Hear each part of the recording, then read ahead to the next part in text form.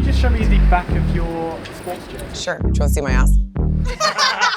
Is that what this is? Hi. I have no concept of size, which suits the lads. No, I can't say that, can I? Hiya. Hello. Well, I don't believe in guilty pleasures. On the cover, are you married? I mean, they're like, this woman has really drank her own Kool-Aid. Quite intense. You're like, this person could give me a smear test sitting in the front row. My name is Joanne McNally, and these are my questions on set. Hey Joanne, what's your favourite memory from Taskmaster? Oh, my favourite memory is when I had to make Alex nervous and I sniffed his face and told him he smelled like my dead father. And I think that really cinched the task for me.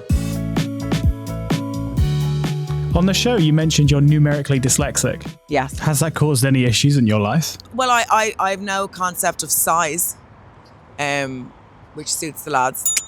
No, I can't say that, can I? Like one time I ordered what I thought was a little whiteboard just to kind of write my goals for the day, and it turned out I accidentally ordered a university-sized whiteboard that my mother then had to sell to University College Dublin. So yes, it has affected my life. What advice would you give your younger self? Oh, my younger self. Calm down, but keep gigging. But don't go back to that hostel in Hammersmith. That was grim. Why was it so grim? It was like staying in a dog kennel. It was pretty low rent. But I did what I had to do. That's what I would say. Oh, and don't do that gig in Peterborough. They're going to hate you. With that advice, what was your worst gig? Peterborough was my toughest gig. I think they actually turned their back on me. I was due to 20 minutes. I think I walked off to stone cold silence after 6. The MC was so thrown that he was down in the back of the room having a pint and he had to run up. It was hell in a handbag. I was deluded enough that I got back up and did another show the next day. Thank God. We're glad you got back and did another gig. But if you had the whole day to yourself, what are you doing? Well, Sundays, I call them single woman Sundays. Sundays are long when you're single. So my favourite thing to do is, I'd love to say it's to go for a 5k run, but it's not. I like to go to the pub, drink loads of white wine and read the newspapers. That's my favourite thing to do for myself. And that's the end of the question. Yeah, I like to put on a nice beret.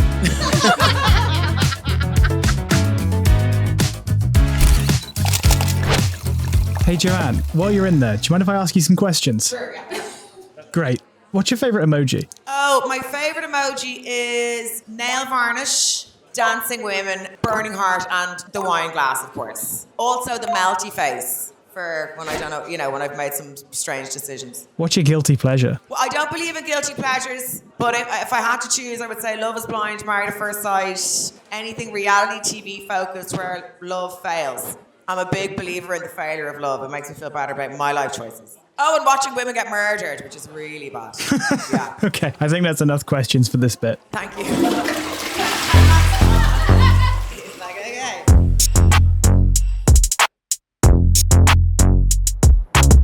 Hey Joanne, when you're performing internationally, do you notice audiences have a different reaction to your Irish humour? No, because I'll be honest, when I'm performing internationally, it's usually to a lot of Irish women. I did a show in Lisbon. I think there was 2 Portuguese women there.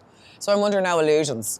There's no language barrier. It's usually just women from my hometown in Ireland who've travelled. Do you have a pre-gig ritual? I like a shot of tequila to get the blood pumping.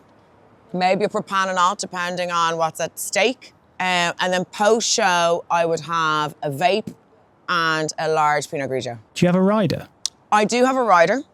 It is Pret a Manger, popcorn, Pinot Grigio, blueberries and Haribo. And a box of fags, just in case. But I never smoke them.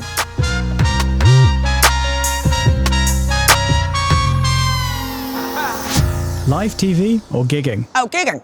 Because you can say what you want within reason, but live TV is, for a stand-up, I think it's hell. It's hell, because you have to think about every single thing 16 times before you can say it, so you don't get cancelled and lose your entire income. People don't have the same sense of humour watching TV as they do in live. I think when you're in a live room, you can get away with murder. I love live gigs too, but do you prefer the bigger rooms or the smaller intimate spaces? I prefer the big ones now, I'll be honest. It's a different muscle, but yeah, I prefer the big stage. You can walk around. When I started and you're doing smaller gigs, and then when you kind of do the bigger rooms, when you go back to the smaller gigs, it's quite intense. You're like, this person could give me a smear test sitting in the front row. They're so close to you. So I think I prefer the distance now, the bigger rooms. Hey, can we see the back of your shirt? It's got a great design on it. Sure. Do you want to see my ass? Is that what this is? This is the closest I get to sporting.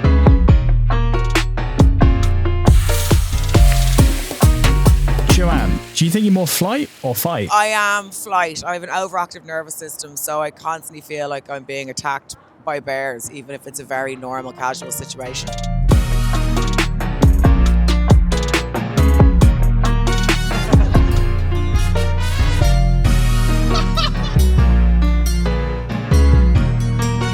How did you come up with the tour name? So the name of the show is called Pinophile. I've always enjoyed a pun. It's usually been alcohol based. I had Wine Tamer, Prosecco Express, Glee Bag, which is a play on Gee Bag, which is an Irish term of endearment.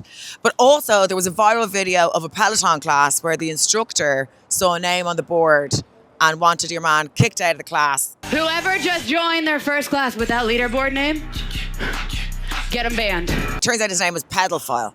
And I obviously thought that was hilarious. And then a woman actually messaged me and she was like, I think you should call your Peloton name Pinophile. And I said, that's too good a name for a Peloton name. It should be a show name. It was going to be Pino Psycho, Penis Psycho, or Pinophile. And I went with Pinophile. But it has made getting press quite difficult. How has being Irish informed your style of comedy? And does it give you an edge on the comedic stage? I'm gonna say it, and obviously I'm biased because I am Irish, but I think we're particularly good storytellers, and I think we are particularly funny. I also think we've had good quality of comedian from Ireland, so when they hear the accent, they automatically assume you're going to kind of know what you're doing. But yeah, do I think we're the funniest people in the world? Yeah, I do.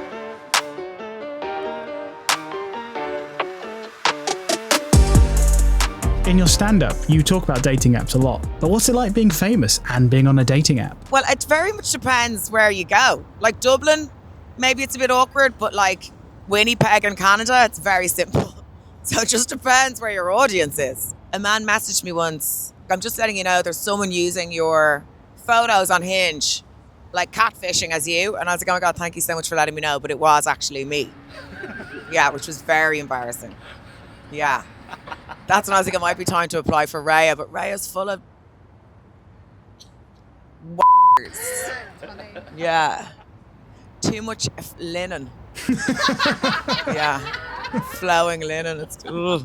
What opening line on a dating app would you recommend? On a dating app, I'll pay. Yeah. For everything. Yeah. Moving forward. Yeah, in life. Yeah.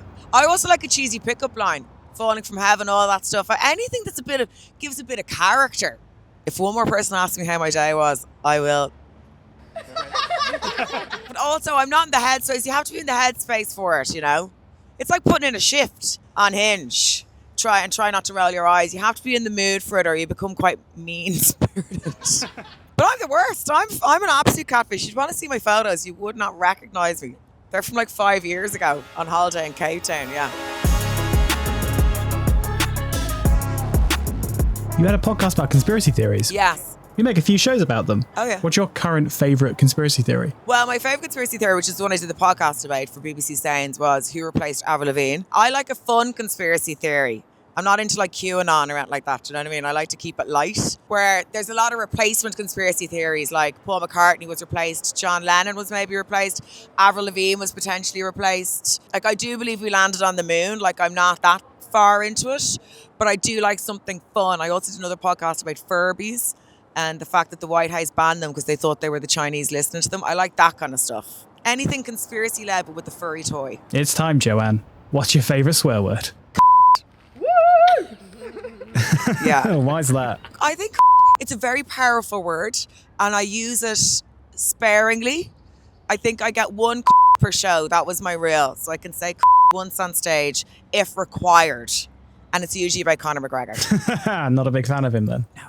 He's a What sound do you love to hear in the morning? No, nothing. I don't want any sound. Like, I think alarm bells are barbaric. My TV, for some reason, I don't know why, every time I turn it on, it's logged into Who Wants to Be a Millionaire on a 24-hour cycle. I don't know how or why this has happened. So when I turn my telly on in the morning for company, it's Chris Tarrant, which I enjoy.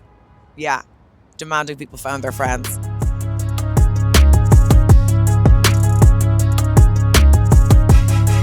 been my Questions Unset for You magazine. I have been Joanne McNally and will continue to be.